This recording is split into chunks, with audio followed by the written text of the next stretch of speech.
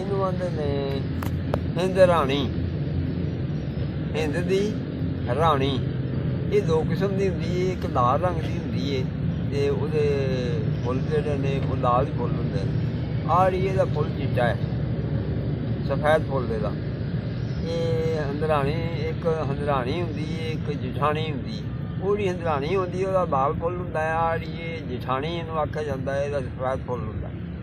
ਹਾਂਜੀ, ਇਹ ਸੰਨਿਆਸੀ ਜਿਹੜੇ ਨਾ ਅਤੇ ਉਹ ਕਿੰਨੀਆਂ ਕੁ ਜਿਹੜੇ ਉਹ ਇਸ ਕੰਮ ਦੇ ਲਈ ਖਪਦੇ ਨੇ, ਉਹ ਇਹਨਾਂ ਵਿੱਚ ਕੁਛ ਤਾਂ ਤਾਂਬੇ ਦਾ ਬਣਾਉਣ ਦੀ ਕੋਸ਼ਿਸ਼ ਕਰਦੇ ਨੇ ਅਤੇ ਉਂਝ ਕਈ ਅੱਗਾਂ ਦੇਈਏ ਨਾ ਅਤੇ ਫਿਰ ਜਾ ਕੇ ਆਉਂਦੇ ਨੇ ਬਣ ਜਾਂਦਾ ਕੁਛ ਤਾਂ ਤਾਂਬੇ ਦਾ, ਕਿਉਂਕਿ ਇਹਨੂੰ ਹਿੰਦ ਦੇ ਇਲਾਕੇ ਦੇ ਵਿੱਚ ਹਿੰਦ ਦੀ ਰਾਣੀ ਇਹਨੂੰ ਬੋਲਿਆ ਜਾਂਦਾ ਹੈ।